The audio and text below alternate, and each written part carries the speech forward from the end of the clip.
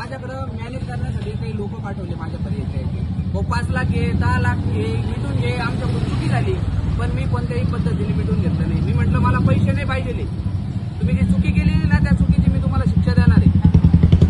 त्याच्यानंतर त्यांनी काही गुन्हेगारी प्रवृत्तीचे लोक मला पाठवले धमकी देण्यासाठी, का बाबा तुला तो भगवान मथुरे मारून टाकीन, त्याच्याकडले पैसे पाणी वाया चाललेले, कशाला त्याच्या नादी लागतो, घेऊन टाक 10-20 लाख रुपये, मिटून टाक. मी तरी पण त्या गुन्हेगारी पार्श्वभूमी असलेल्या लोकांना, गुंडांना घाबरलो नाही. त्यांना म्हटलं काय होईल ते होईल, माझ्या नशिबाने. मी मरायचं असलं तर मरल, मी काही घाबरणार नाही. त्याच्यानंतर तो PI कोपरगाव पोलीस स्टेशनला आला. तर त्यांनी ज्यावेळेस आम्ही DYSP साहेबांना तक्रार केलेली, त्या तक्रारीमध्ये सांगितलेलं आहे की भगवान मथुरेंनी आम्हाला धमकी दिलेली का तू जर हे प्रकरण कोणाला सांगितलं तर तुला कोणत्याही खोट्या गुन्ह्यात आम्ही अडकू. तो कोपरगाव पोलीस स्टेशनला आला. त्याच्यानंतर तिथे एक महिला तक्रार देण्यासाठी आली दुसऱ्या लोकांची.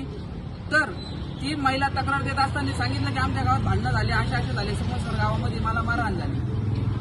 तर भगवान मथुरे आणि जालिंदर कमनर या दोघांनी तिला सांगितलं की बाई याची फक्त मारामारीची केस होईल, किरकोळ एनसी दाखल होईल, याच्यामध्ये तो अटक होणार नाही.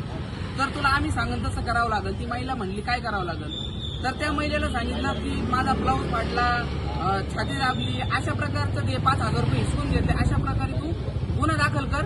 आम्ही तुला ज्यांनी मारलं त्याला पण आणतो आणि संजय मोरेला पण अटक करतो. ती महिला म्हणली की संजय मोरेचा काही विषय नाही साहेब, तुम्ही त्याचं नाव कशाला घ्यायला लावते. ते म्हणजे तू जर संजय मोरेचं नाव घेत असेल तरच आम्ही त्या मुलाला पण अटक करू, नाही आम्ही अटक करणार नाही.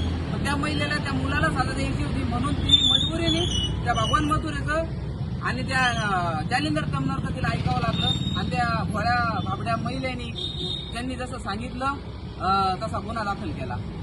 पण आदल्या दिवशी वेगळा गुन्हा दाखल होतो मारामारीचा आणि दुसऱ्या दिवशी पुरवणी जबाब घेऊन छेडछाडचा गुन्हा दाखल होतोय. याचा अर्थ काय?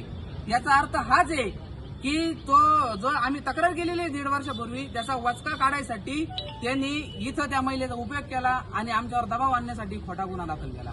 म्हणजे हा खाकी वर्दीतला राक्षस हा वर्दीचा दुरुपयोग करतोय आणि आमच्या गोरगरिबाचा आवाज दाबवण्याचा प्रयत्न करतोय. प्रत्येक प्रकारे त्यांनी हे केला. पैसे देऊन पण बघितले, गुन्हेगार पार्श्वभूमीचे लोक पण आमच्याकडे पाठवले, तरी आम्ही दबलो नाही. तर अशा प्रकारचा खोटा गुन्हा दाखल करून आमचा आवाज दाबण्याचं काम तो करतोय.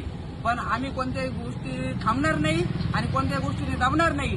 जोपर्यंत त्याची खाकी वर्दी उतरत नाही तोपर्यंत आम्ही उपोषण चालू ठेवणार आहे. कारण खाकी वर्दी ही समाजाचं रक्षण करण्यासाठी आणि या खाकी वर्दीकडे सगळे लोक एक न्यायाच्या अपेक्षेने बघतात, पण हा दुरुपयोग करतोय. आणि यांनी आमच्या मनामध्ये अशी भावना निर्माण केलेली आहे, म्हणजे जशी नाही का एखादा आर्मी मधला एखादा जवान शहीद होतो त्यावेळेस सगळे लोक तिरंगा घेऊन रॅली काढत्या, पण एक पोलीस मेल्यानंतर लोक म्हणत्या की बरा झाला पोलीस मेला. म्हणजे अशी मनस्थिती निर्माण या भगवान मथुरे या निवांत जाधव सारख्या लोकांनी निर्माण केलेली आहे. तर असे लोक लवकरात लवकर सस्पेंड केले पाहिजेत. या हरामखोर लोकांमुळे बाकी पण इमानदार पोलिसांची बदनामी होतीये. आता मी जे हे पोलिसांचं हे जे हेडलाईन दिलेली आहे की खाकी वर्दीचा दुरुपयोग करणारे राक्षस, तर बाकीच्या पोलिसांचा दृष्टिकोन आमच्याकडे बघण्याचा वेगळा होतोय की यार हे सगळ्याच पोलिसांच्या विरोधात आहे. पण आम्ही कोणत्याही सगळ्या पोलिसांच्या विरोधात नाहीये.